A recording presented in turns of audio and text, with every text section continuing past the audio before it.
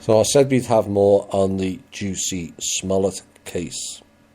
And it's a further case, is it not, of the so-called famous people getting away from real justice. And it highlights the ongoing problems we face today in society of one rule for us and no rules for them. Make no mistake, this was another think tank-led plot. Pure and simple.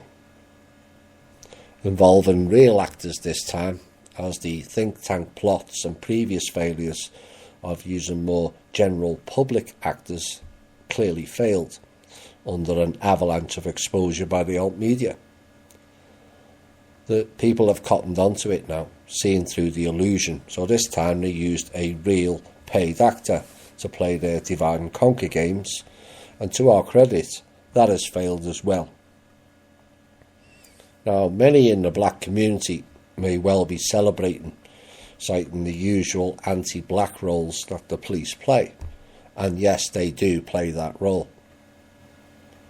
And it's all a triumph over the police and the system that he got off. But they would be wrong in doing so in this instance. Mr. Smollett's role, had Mr. Smollett's role come to fruition, we would have ended up with riots, maimings and killings of innocent people on our streets. Many of which would have been people of your own colour. And I'm calling on the black community to support me in condemning and boycotting Mr. Smollett as a message that both races will not tolerate deliberately trying to divide our communities with their hideous think tank plots. Boycott him.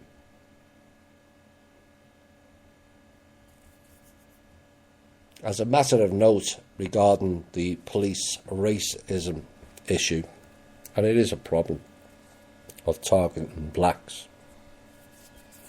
I watched a documentary about 7 or 8 years back, and they were using video scenes and testing police responses to the video. Like, will they use their firearm? How quickly and how frequent? Will they detain and arrest them? And all kinds of other scenarios were played out. And it was found out that white cops would shoot far more quickly and far more frequently if a black man was in the video, bearing out the case of white cops all too ready to fire on a black man.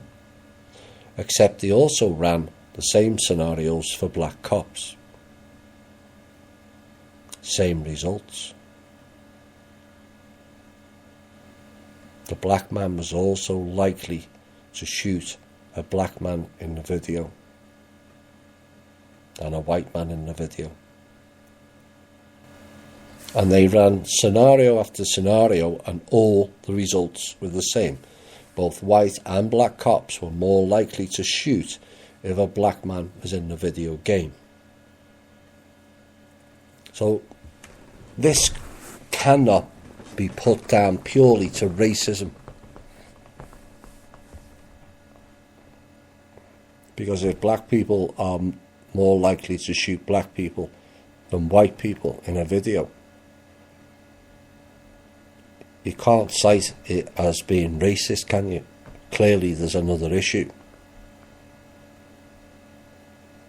And could it be more of a case that people of both colours are more frightened and more likely to act in a deadly action if a black man appears at a crime scene?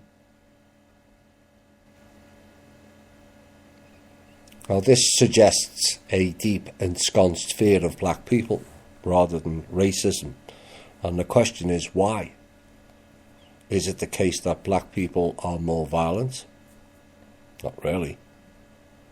Black people are more likely to be involved in crime? Well, that's been borne out. Or is there an inherent gene that black people have more propensity for violence? That is a question, not a statement. There was a documentary done with babies as well, under 1 year old. I think they were about 6 months, to be quite honest. And they put children of both colours in. And every single time, the white kids pushed the black kids out of the playpen, in a vast majority of cases. Now, the society will tell you and states it's the parents are to blame.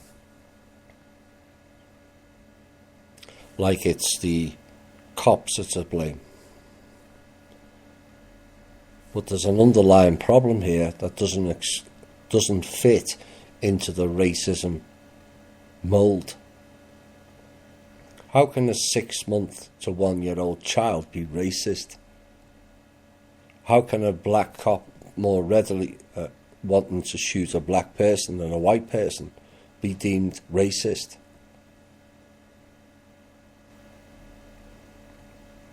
And me thinks it is a genetic memory from a long time back.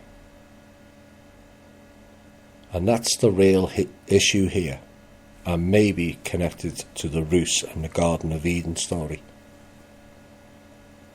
It may also go back further again, as refugees from various planets were brought here for safety, or an experiment, depending on which narrative you choose to follow.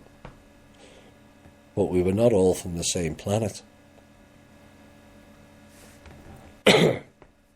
And frankly, the ridiculous idea that we all came out of Africa, or from Adam and Eve, or Adam and Lilith, is beyond stupid at this point.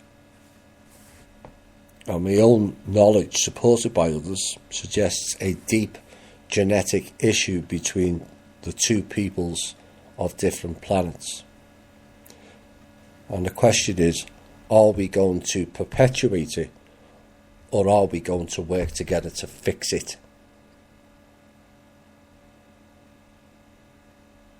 And it would help far more if we were allowed to tell the real truth of our past, not the bullshit versions we've all been fed. But like Mr. Obama, Mr. Smollett has sold his own people out badly, and should be told he is no longer welcome in any of our communities until he owns up who put him up to that, why he did it, and tells the public what's really going on.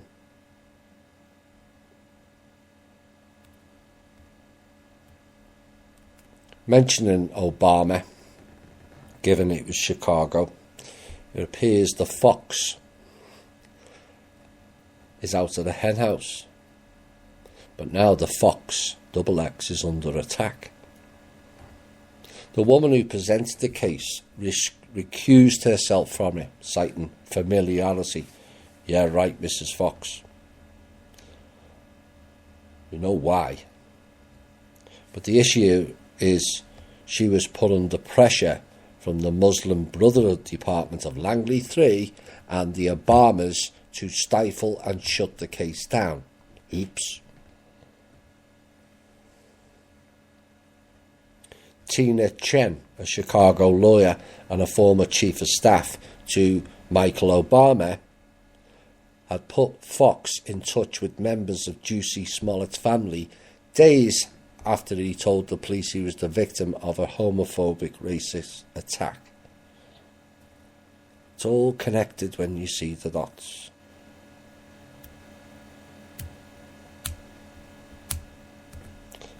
And I'm hoping the black community support me in this. What he did was denigrate all your people of colour. He belittled the people who were really lynched by the psychopaths 30, 40 years ago. He shit on their graves, let's put it blunt.